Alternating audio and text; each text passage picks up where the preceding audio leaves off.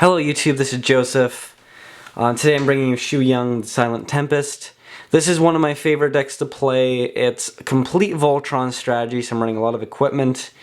And I'm aiming to use its mechanic of giving something double strike if you cast a non-creature spell.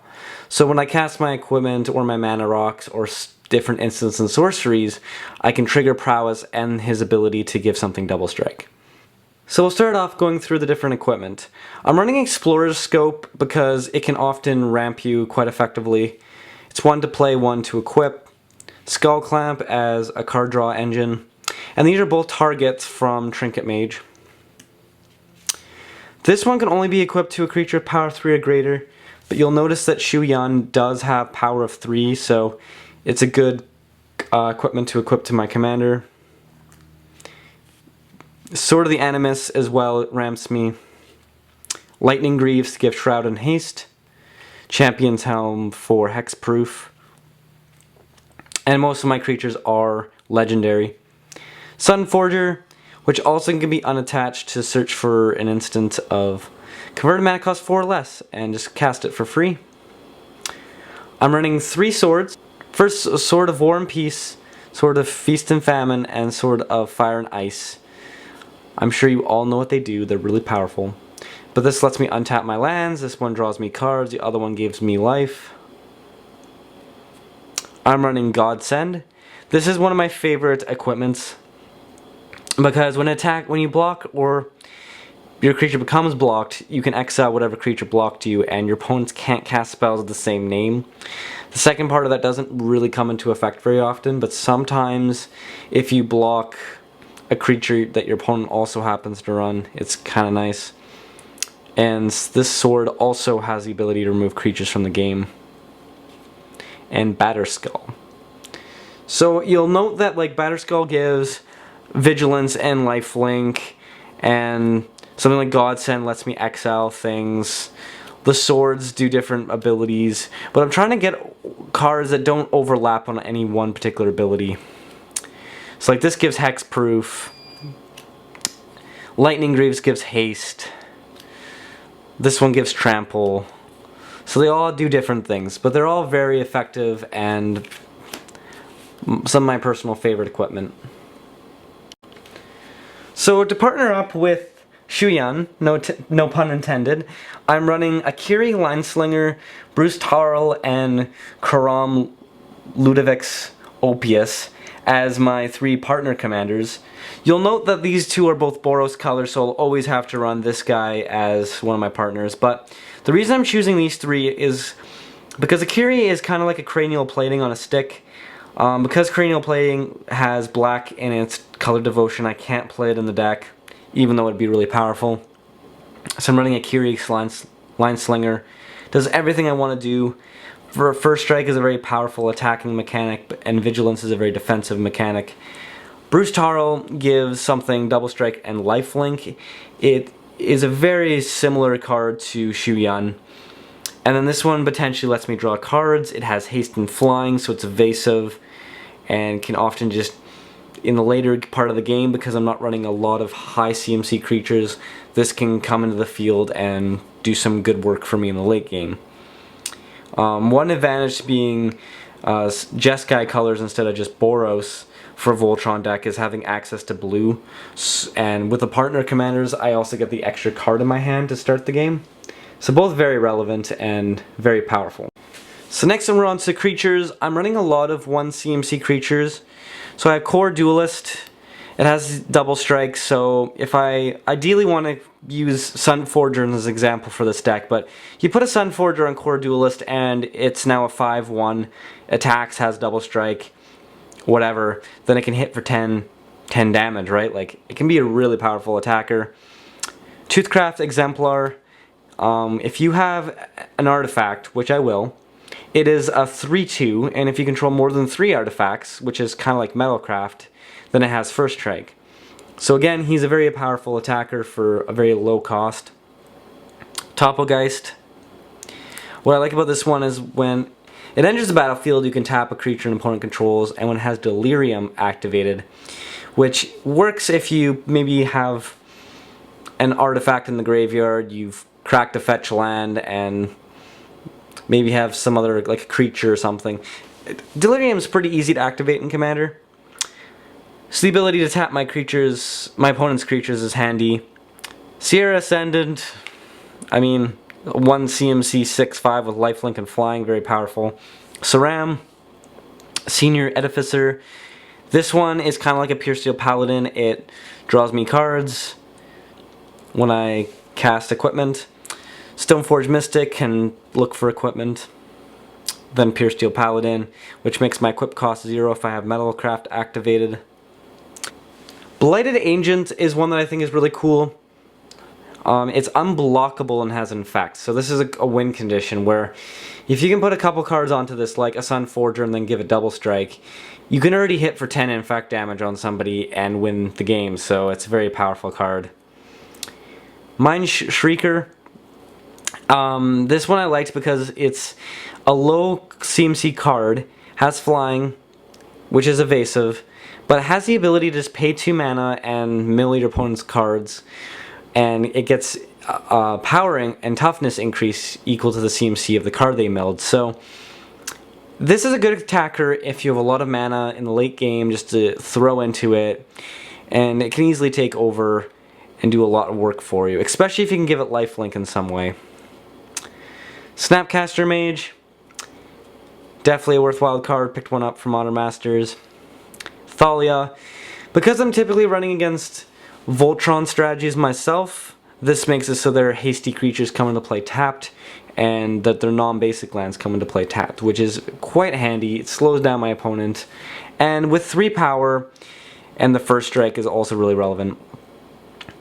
Mirian Crusader, one of my personal favorite attackers, has double strike and protection from 2 colors. You put a sort of like War and Peace on this, and now it's really hard to deal with. Aerial Responder, this one I really like to see. Has flying, vigilance, and lifelink. Lifelink is mostly what attracted me, and same with the vigilance. Because it can both attack and block, and give you some life back.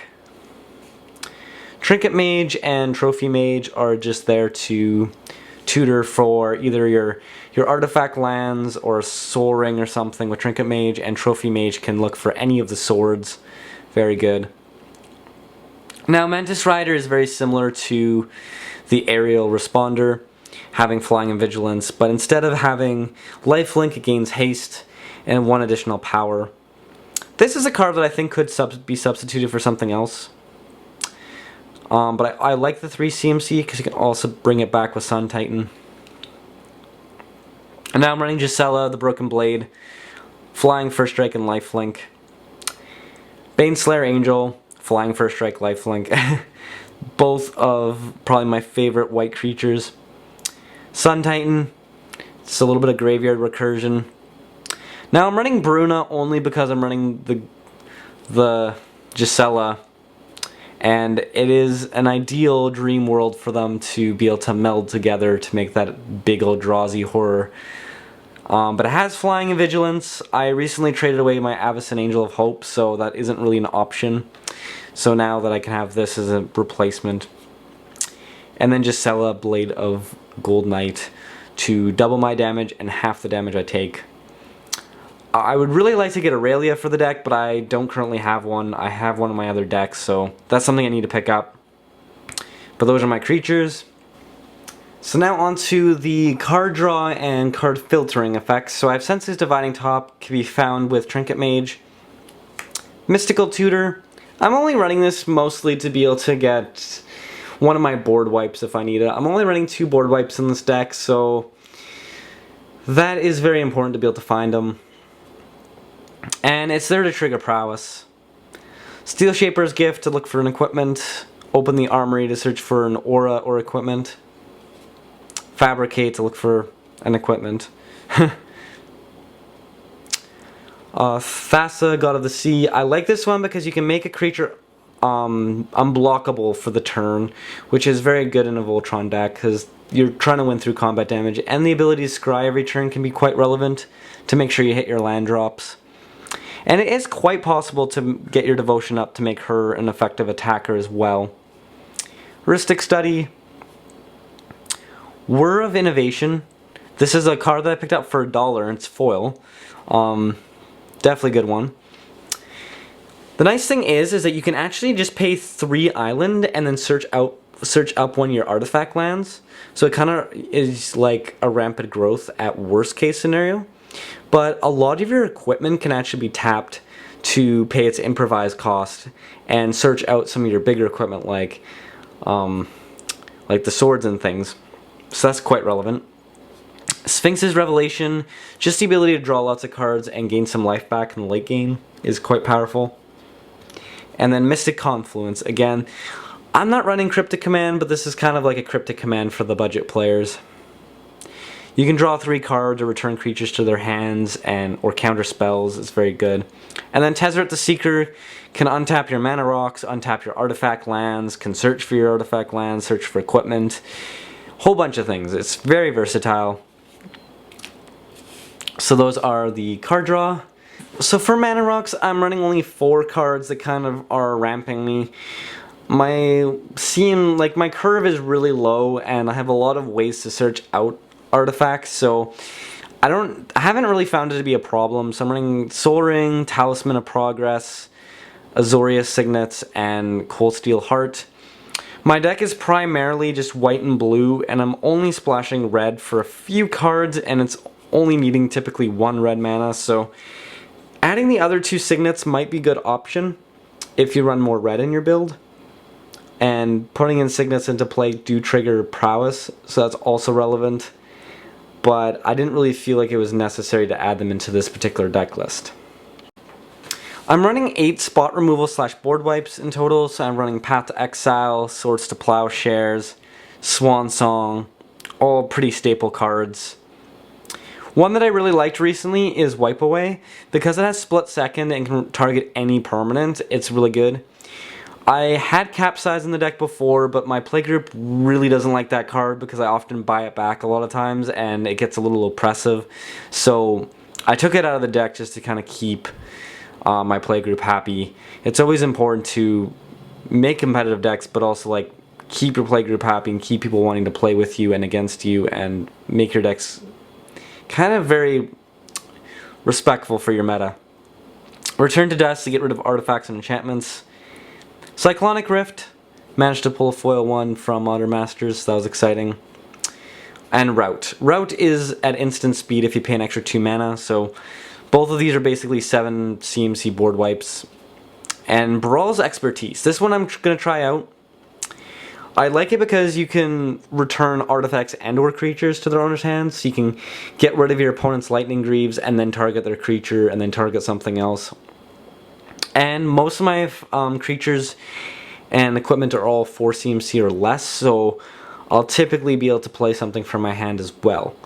So this does a lot of work. The downside of it is sorcery speed, and for the effect that you're doing, you more likely will want to cast it at instant speed. But the nice thing is with Snapcaster Mage, you can actually flash Snapcaster Mage in, give this flashback, cast it for its flashback cost, and potentially play this at instant speed. So, correct me if I'm wrong in that ruling, but yeah, those are my removal spells. One that I was thinking of adding is Dismantling Blow, because you pay 3 mana to destroy an artifact or an enchantment, and then you can pay a kicker cost to draw cards. So I'm noticing that I wouldn't mind more card draw in the deck, and that's something to always consider. You always want to be able to ramp and card draw and color fix in whatever commander deck that you're building. So these are my 2 utility cards. I'm running Sigarda's Aid and Duelist Heritage. Duelist Heritage lets me give a creature double strike. I ran True Conviction before, but I felt like True Conviction just cost too much mana and would often get destroyed, or something would happen and it would just not do what I want it to do. And I'm wanting to cast a lot of lower CMC non-creature spells so that I can trigger Shu Yan's Prowess ability. That's very important. So I want to be able to play the spell and trigger the Prowess mechanic of giving something double strike in the same turn. Sigarda's Aid lets me play my equipments and auras at instant speed. Yeah, this deck has a lot of room to do tweaks and various changes in card choices. there are a handful of cards that are going to be staple, like Pure Steel Paladin. A lot of the equipment and such won't change, but choosing which creatures you play is definitely changeable.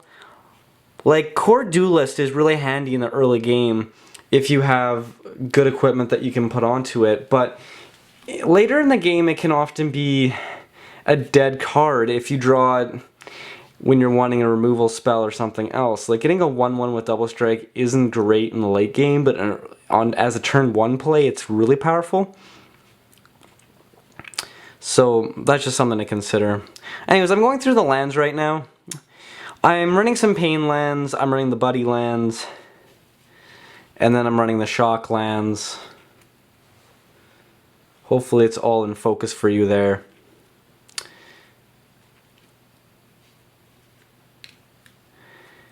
Yeah, just my typical package. So, Needle Spires is one of my favorite cards for the deck because I like manlands, and this is a perfect deck to make manlands a possible thing. So, making it into a 2/1 elemental with Double Strike, and then you can actually equip it with something. This is really handy after a board wipe to just sneak in for some extra damage, sometimes taking control of the game. Rogue's Passage to make a creature unblockable. A lot of my lands will give haste, so this is a haste enabler. Stronghold is a haste enabler, and give something vigilance. There's another one, I think it's called Fire Flame or Flamekin Village or something, that I need to get in the deck that gives a creature haste. So I like a lot of my, and also the Hall of the Bandit Lord. This is a land that I really like, but I've never actually been able to use its ability to give something Double Strike. So this is something I would probably want to take out, but it fits thematically with what I want to do with the deck. I want to be playing my equipment and then just getting good value with the Double Strike and equipment strategies. And speaking of that, like, one thing that could improve the deck is running Stroke of Genius or Blue Sun Zenith to go along with Sphinx's Revelation, because one ideal play that you're going to be doing is swinging in with Sword of Feast and Famine on a Double Strike creature, getting 2 triggers to untap all your lands, and then you can make the mana float, and then pay that X ability and draw lots of cards and refuel your hand. So it's a very strong play, and with such a low CMC deck, you're going to want more card draw to keep refueling your hands. So Inkmoth Nexus is a card that I picked up as a steal, and it's really good. Another Infect card. I'm not really an Infect player, but this is the deck that I felt like this card would make the most sense in. Maze of Ith, just because as a utility land. This Castle, which can come into play untapped. It's basically a Plains at worst, but you can prevent damage from other legendary creatures, which is quite relevant in my meta. Then Temple of the False God, taps for 2 mana. Mystic Monastery. This is another one I think I want to take out because I am running basically this deck as a 2-color deck, and I want my lands to come into play untapped and stay on curve. And then Command Tower. So I've already shown you all the cards that are in the deck. The cards that you currently see are in the deck. The ones I'm about to show you are not in the deck, but they are cards that can easily be substituted in. This is kind of like my sideboard, if you so to speak. So some cards to consider if you don't necessarily have the cards that I showed you, or want a little bit more budget-friendly version, or whatever the case may be. These are just some cards that pique my interest and I can see some value for having in the deck. So Realmwright is one that intrigues me because you can make all your lands a particular land type, and this can fix your mana and be a really effective 1 CMC card. 8.5 Tails, again, this is something that can be really impactful. For my particular meta, my opponents run a lot of creatures that have protection from certain colors.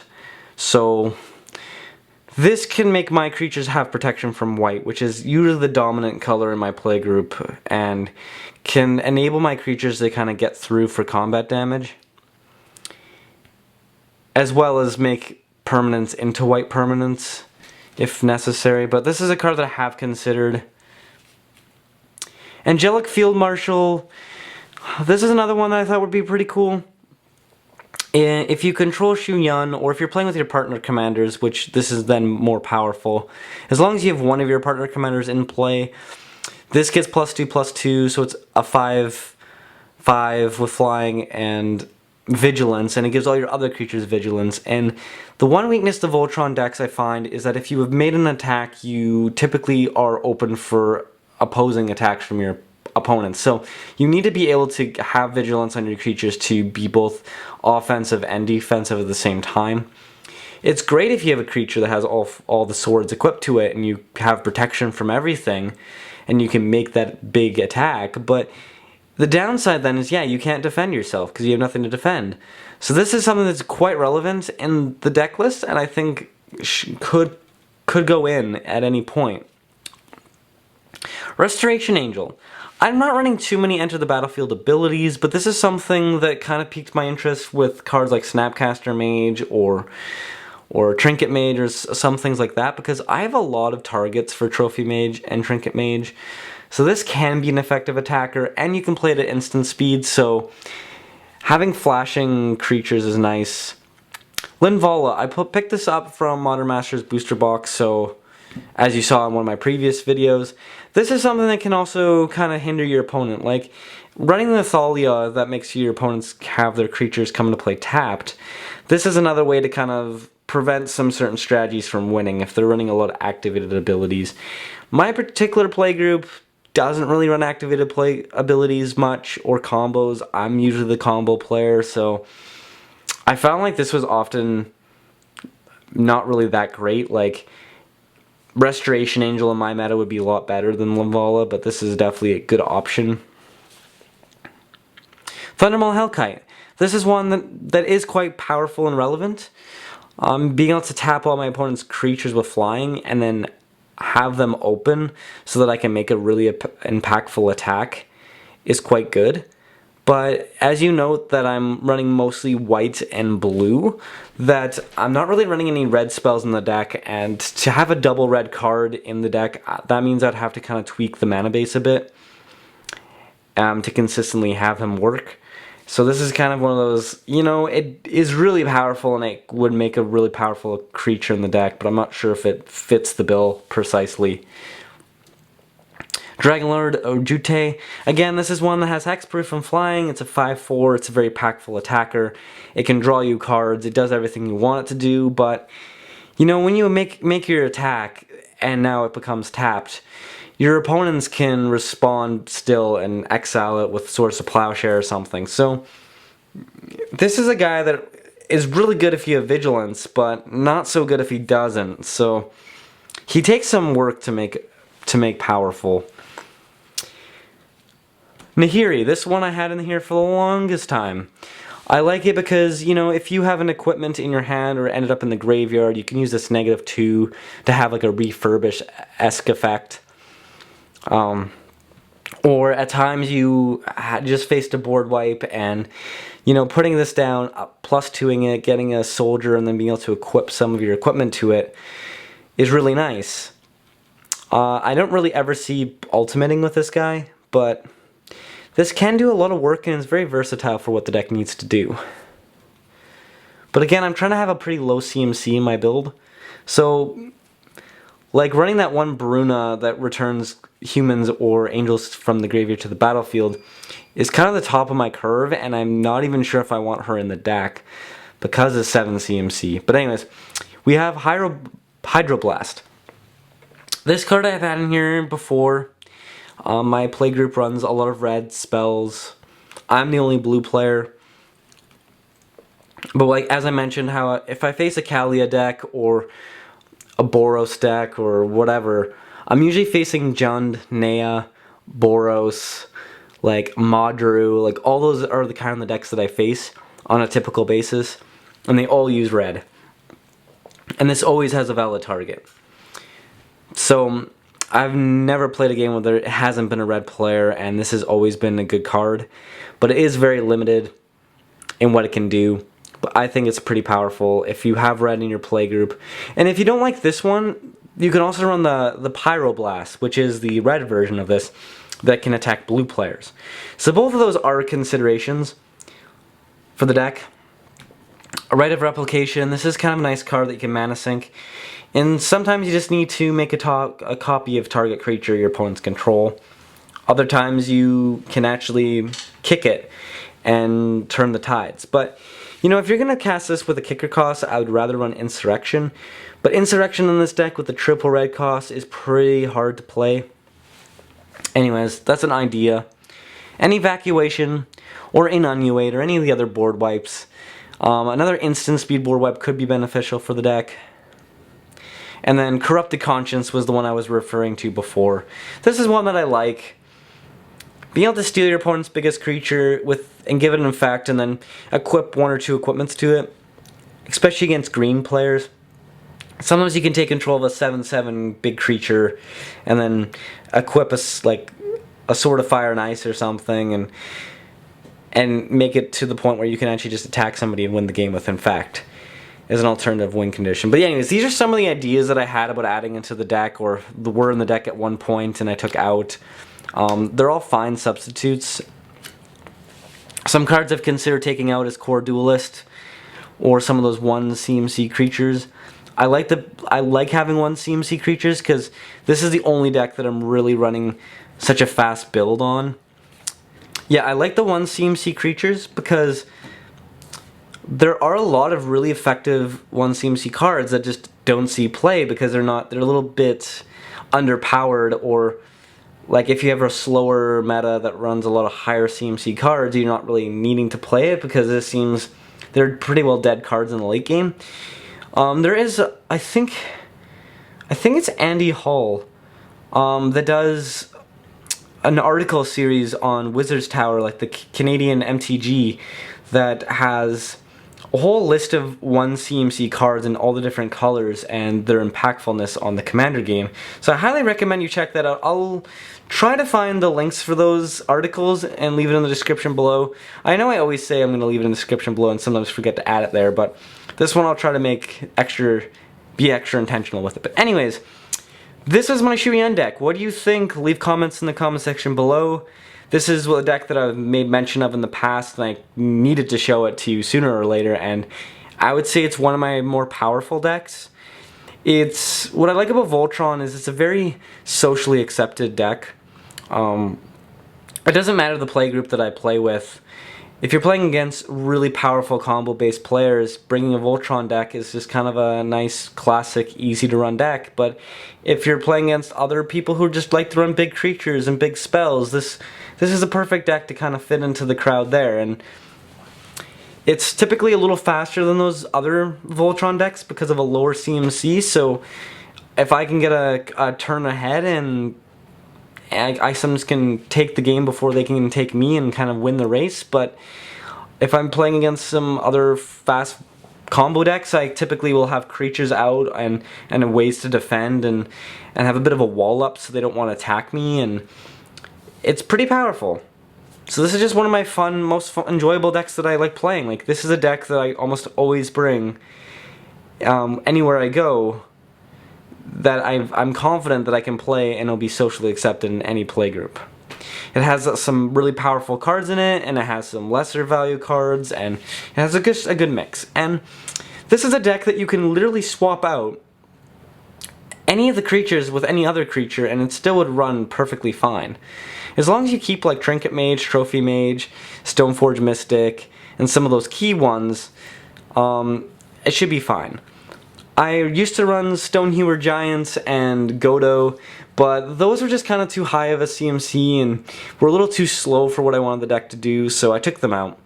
But anyways, there's my deck list. I would love feedback, and leave comments in the comment section below. Click the subscribe button.